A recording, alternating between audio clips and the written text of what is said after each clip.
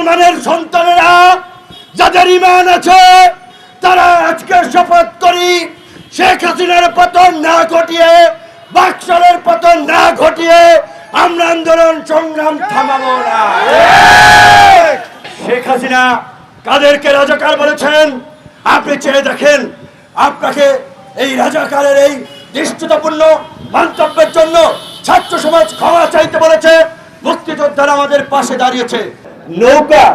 নৌকা এখন এমন ঘৃণার প্রতীকে পরিণত হয়েছে যে বঙ্গবন্ধু শেখ মুজিবুর রহমান যেভাবে আওয়ামী লীগের নেতা কর্মীদের শেষ সময় উৎপাতে অত্যাচার নির্যাতন ব্যাংক লুট করে আরেকজনের বউ নিয়ে যায়, ধর্ষণ করে, সম্পদ লুট করে, মানুষকে পিটায়, জাসদের নেতা কর্মীদেরকে গুলি করে মারে। এই অবস্থা যখন আওয়ামী লীগের বিরুদ্ধে মানুষের তীব্র ঘৃণা ক্ষোভ তৈরি হয়েছিল ৭৫-এ, আমাদের মহান নেতা বঙ্গবন্ধু শেখ মুজিবুর রহমান বুঝছেন এইটা এখন পয়সা গেছে।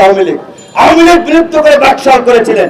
আজকে তার কন্যা একই পথে একই স্ট্র্যাটেজিতে নৌকা বিলুপ্ত করে এখন নৌকা বাদ দিয়া স্থানীয় নির্বাচন উন্মুক্ত করে দিচ্ছেন।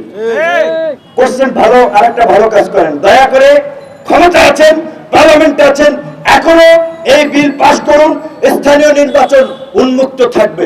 এই ঢাকার সিটি কর্পোরেশনকে দুইটা ভাগ করেছেন, ক্ষমতায় থাকার জন্য, ক্ষমতায় ভোগ করার জন্য, টাকা পয়সা কামানোর জন্য, দলীয় নেতা কর্মীদেরকে লুটপাটের ভাগাড় তৈরি করে দিতে আজকে বাংলাদেশকে এখন একটি ব্যর্থ কার্যকর রাষ্ট্রে পরিণত করতে যাচ্ছে।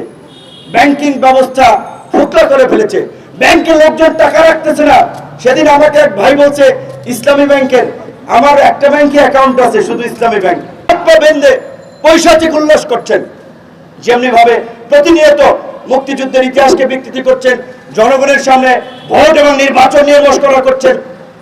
মোদি ভারতে এত কিছুর পরেও একটা বড় ডেমোক্রেটিক কান্ট্রি, নির্বাচন হয়েছে, নির্বাচনকে তারা, জনগণের ভোটকে তারা বাতিল করতে পারে নাই, ঠেকাইতে পারে নাই।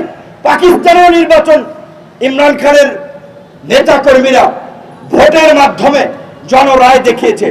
আজকে আমাদের দেশে ভোটের ন্যূনতম সেই ব্যবস্থাটা নাই। স্থানীয় নির্বাচন করছে এখন দলীয় প্রতীক উঠাই দিয়ে। বলবে ভাই একটা রাজনৈতিক দলের সভাপতি, আপনারা একটু ভালোভাবে বক্তব্য দেবেন, সব কথা আপনাদের মুখে আসে না।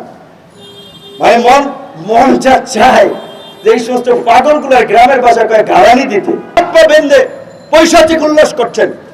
যেমনি ভাবে প্রতিনিয়ত মুক্তিযুদ্ধের ইতিহাসকে বিকৃতি করছেন, জনগণের সামনে ভোট এবং নির্বাচন নিয়ে মশকরা করছেন। মোদি ভারতে এত কিছুর পরেও একটা বড় ডেমোক্রেটিক কান্ট্রি, নির্বাচন হয়েছে, নির্বাচনকে তারা, জনগণের ভোটকে তারা বাতিল করতে পারে নাই।